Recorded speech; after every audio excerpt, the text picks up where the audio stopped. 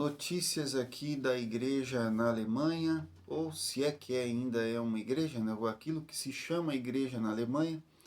Essa notícia que eu estou lendo é uma tradução livre de uma notícia que foi veiculada pelo Anglican Inc.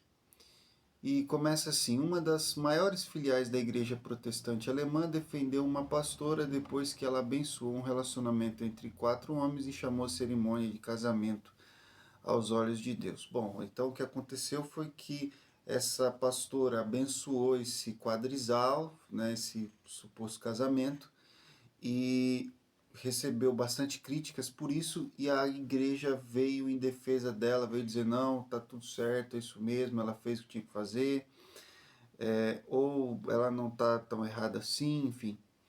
E agora a notícia do que aconteceu.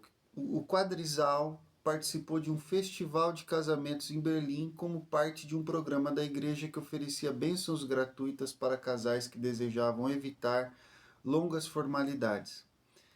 Então, aquela situação em que a igreja promove um evento para fazer, algumas igrejas já fizeram isso, né? Às vezes, casamentos até coletivos, não sei se foi aqui o caso, provavelmente não foi, mas foi um jeito de casar esse pessoal.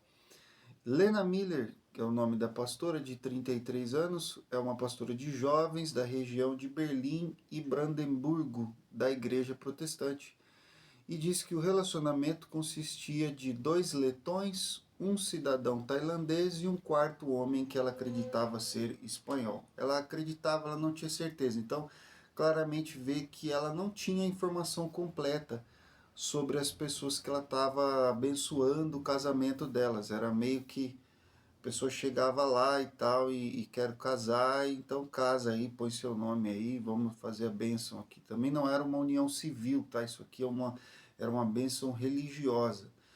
Não é que a Alemanha fez o casamento de 4 homens lá no cartório civil, mas a igreja protestante lá, uma das filiais da igreja protestante na Alemanha, fez a bênção aqui na pessoa dessa pastora. Miller disse que os homens falavam inglês entre si, pareciam radiantemente felizes juntos. Então o que ela sabia? Ela sabia que 2 eram letões, um era tailandês e um talvez era espanhol. E eles pareciam muito felizes, eles estavam muito alegres. Como que ela mediu a felicidade deles? Talvez pela aparência, né? Talvez pelo sorriso, talvez pelo ar que eles estavam, enfim, aquela sensação que eles estavam passando no momento. E dava para ver que havia tanto amor entre eles, ela disse. Né? Então ela conseguiu sentir que eles se amavam muito pelo que ela viu ali naquele momento. Ela disse para o jornal, e ela ainda faz uma pergunta retórica: por que Deus teria algo contra o fato de serem 4 em vez de 2? E, gente, é absolutamente absurdo tudo isso, isso é horrível, né? Isso é péssimo, péssimo para tudo, péssimo para o bem da sociedade, da humanidade, desses 4 homens, né, que fizeram isso, participaram disso, dessa aberração, mas ao mesmo tempo ela tem uma coerência sofística aqui, né? Dentro do raciocínio, se o argumento estiver correto, ela tem um ponto, né? Se pode casar 2 homens, por que não 4, certo?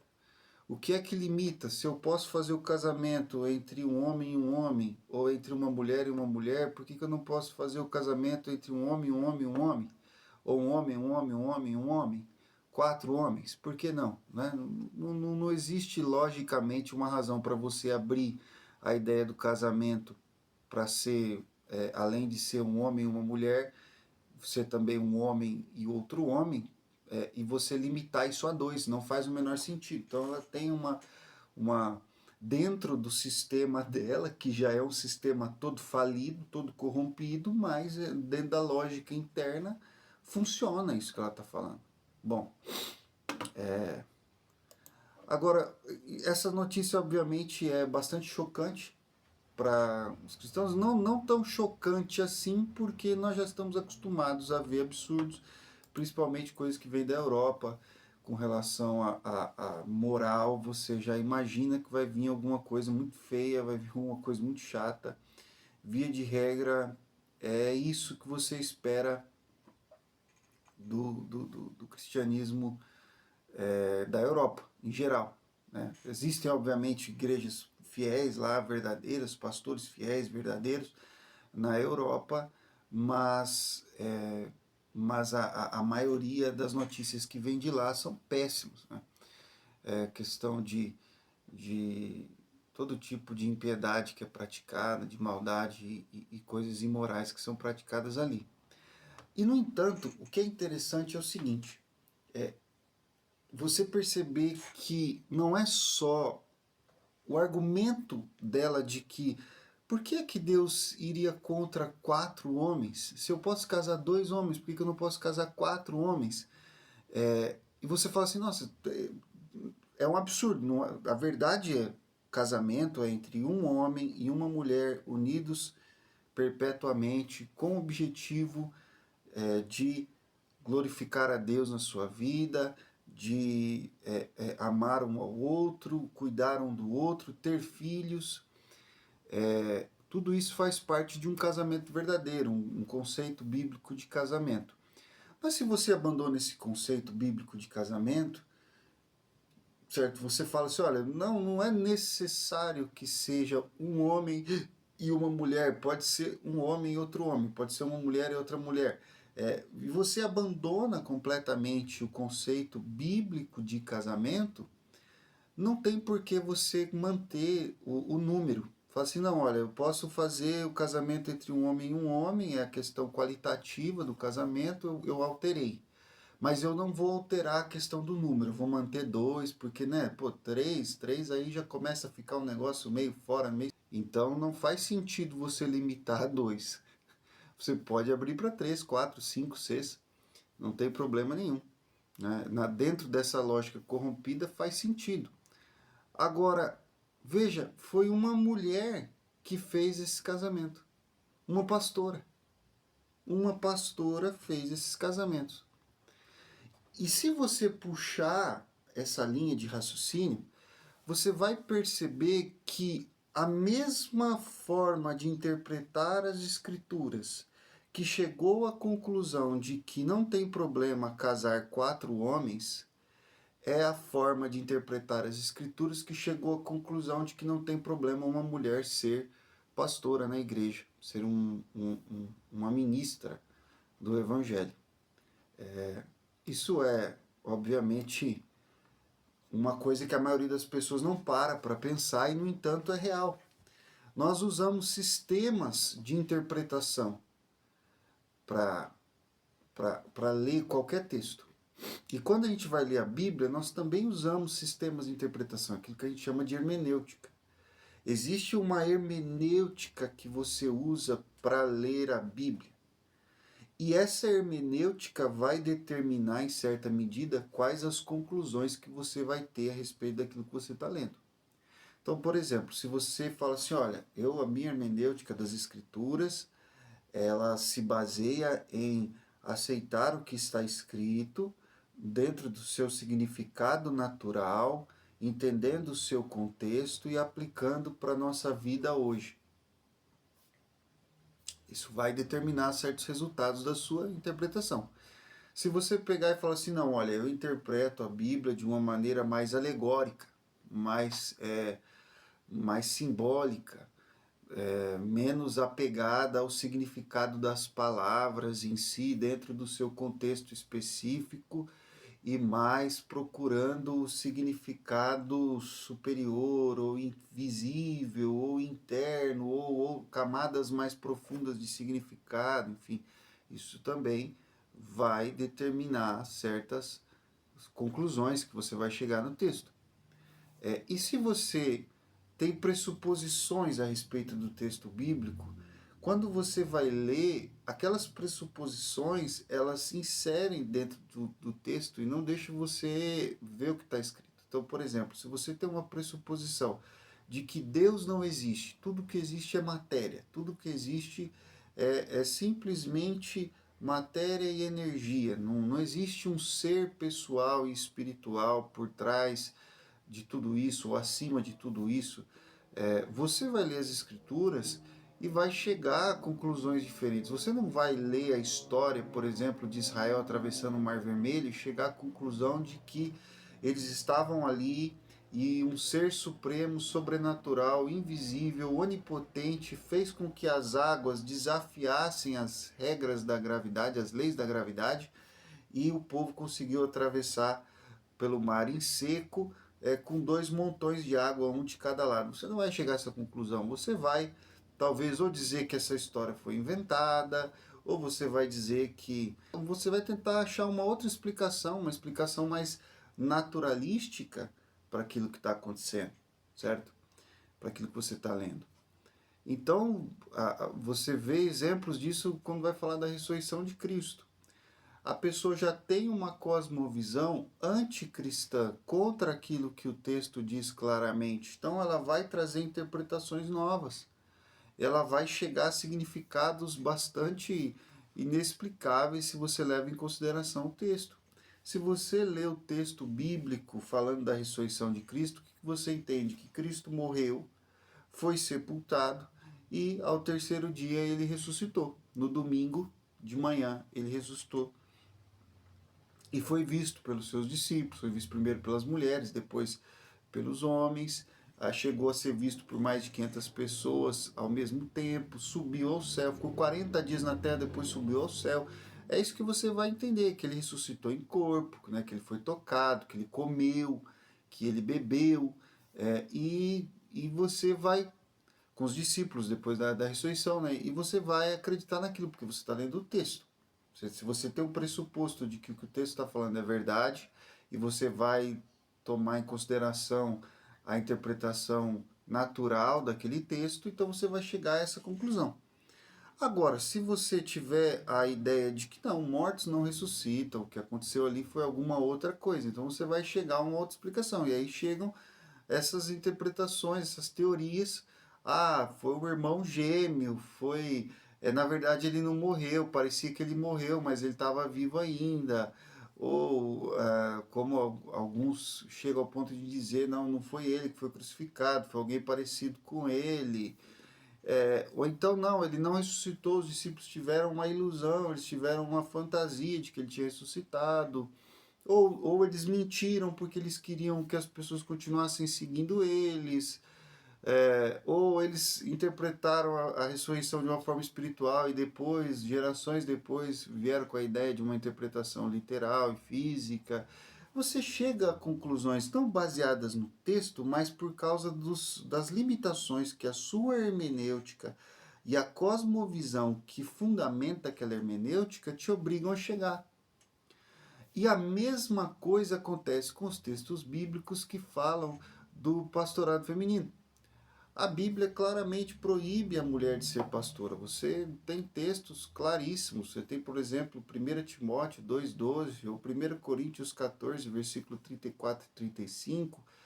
Você não tem, dentro de uma interpretação natural do texto, qualquer dificuldade de compreender que Deus ali determinou que os pastores na igreja têm que ser do sexo masculino para seguir uma regra da natureza, desde a criação, desde a queda da humanidade. Existem vários fatores que foram sendo colocados na história desde a criação e que determinam que o macho seja o cabeça, seja o líder na família, na igreja, também na sociedade, em certa medida.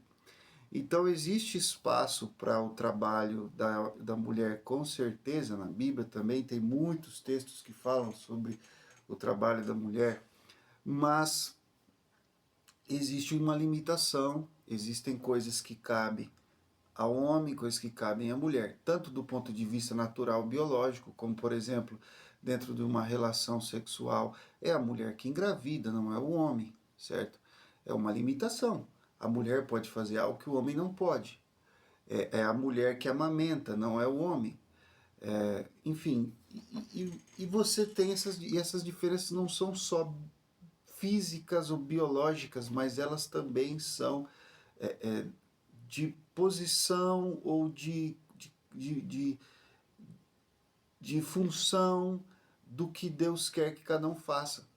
A função do pai no relacionamento é diferente da função da mãe. A função do marido é diferente da função da mulher. E a função do homem na igreja é diferente da função da mulher na igreja, e Deus deixa isso muito claro na palavra, não tem dificuldade nenhuma nisso. Uma interpretação natural do texto, você percebe isso com muita facilidade. O que acontece então é que certos pressupostos e hermenêuticos e cosmovisões se contrapõem a essa conclusão. Eles não conseguem aceitar essa conclusão, então eles olham para o texto e veem outras coisas. Eles falam assim, não, olha, talvez 1 Coríntios 14, 34, 35 não foi escrito por Paulo, foi escrito por outra pessoa. Ou 1 Timóteo capítulo 2, versículo 12, não foi escrito por Paulo ou por outra pessoa, ou Paulo estava numa fase meio machista, ou Paulo estava falando de um problema específico daquele lugar, não estava tratando da situação da igreja como um todo, mas apenas da igreja de Éfeso, que é a igreja que Timóteo estava pastoreando quando Paulo escreveu essa carta. Enfim, você vai chegar a alguma conclusão. Você vai trazer alguma conclusão baseada na sua hermenêutica para poder justificar aquilo que você queria fazer. E quando você lê esses textos bíblicos que falam do pastorado feminino, as vossas mulheres estejam caladas na igreja, porque não lhes é permitido falar, mas sejam sujeitas, como também ordena a lei. Se querem aprender alguma coisa, interroguem em casa seus próprios maridos, porque é vergonhoso que as mulheres falem na igreja. Porventura saiu dentre vós a palavra de Deus, ou veio ela somente para vós? Se alguém cuida ser profeta ou espiritual, reconheça que as coisas que vos escrevo são mandamentos do Senhor. Mas se alguém ignora isto, que ignore. Em outras traduções dizem que seja ignorado. Veja, esse texto ele dá a entender a razão porque, na verdade, ele meio que sugere, não é bem direto, mas ele deixa nas entrelinhas que a razão por que alguém desobedeceria a essa ordem geralmente vai ser porque ela diz, não, eu tenho uma revelação aqui espiritual que eu recebi, e Deus falou que no meu caso eu posso ser pastora sim, ou então no caso da minha esposa ela pode ser pastora sim, porque veio uma revelação especial de Deus. Deus falou comigo, Deus falou claramente comigo e tal. Isso fica claro no versículo 36 e 37. Porventura saiu dentre vós a palavra de Deus, ou veio ela somente para vós? Se alguém cuida ser profeta ou espiritual, reconheça que as coisas que vos escrevo são mandamentos do Senhor. Então, ele fala, olha, tem pessoas que estão achando que são profetas, são espirituais e podem sair dessa regra, mas se eles são profetas mesmo, se são espirituais mesmo, reconheçam que o que eu estou falando é mandamento de Deus, é mandamento de Jesus. Então existe uma fonte de hermenêutica que chega à conclusão de que uma mulher pode ser pastora, que é baseada nesse sentimento de que Deus falou comigo, uma coisa especial, uma coisa diferente do que está escrito na Bíblia. Então está escrito na Bíblia lá uma regra, pode até ser uma regra geral, mas para mim é diferente. Deus falou comigo e essa regra não se aplica a mim. E essa mesma forma de sentir, de pensar, é que fez essa mulher casar 4 homens. Se você prestar atenção na notícia, você vai perceber que ela fala assim, olha, dava para ver, dava para sentir, não tem como não ser de Deus. Mas espera aí, mas na Bíblia é claro, né? Não pode, casamento é um homem, uma mulher, isso não pode, isso é errado. Deus revelou nas Escrituras que isso é errado, mas ela diria, não, não é errado, porque eu tenho uma revelação especial, eu senti uma coisa diferente, então por isso o que está escrito não se aplica nesse caso. Isso é uma forma daquilo que nós chamamos de liberalismo. O liberalismo é essa ideia de que você não precisa realmente acreditar nas coisas que estão no texto do jeito que elas estão no texto. Você não é obrigado. Você pode usar elementos da hermenêutica moderna para interpretar a Bíblia. Então, eu não estou de jeito nenhum aqui acusando que todas as irmãs que são pastoras, elas vão ser a favor da poligamia e muito menos do casamento gay. Eu sei que muitas mulheres cristãs que são pastoras, ou que na verdade não são, mas estão colocadas numa posição de pastoras, são contra isso absolutamente, não aceitam isso de jeito nenhum. Mas, ao mesmo tempo, elas rejeitam textos que falam sobre a posição da mulher na igreja. Nesse texto, nessas questões sobre homossexualidade, elas são bíblicas, mas na questão do pastorado feminino elas não são. E graças a Deus, né, eu prefiro assim, um erro a menos, um problema a menos. No entanto, nós temos que reconhecer que há uma incoerência. A posição liberal coerente vai dizer, olha, o texto bíblico ele é historicamente condicionado, ele é condicionado pela cultura da época. E então quando Paulo fala que a mulher deve ficar em silêncio na igreja, que ela não deve ensinar na igreja, aquilo ali era condicionado pelo machismo da época. A cultura mudou, então nós não temos mais que seguir essa regra. Nós vamos seguir talvez algum princípio ali subjacente, mas não a regra, né?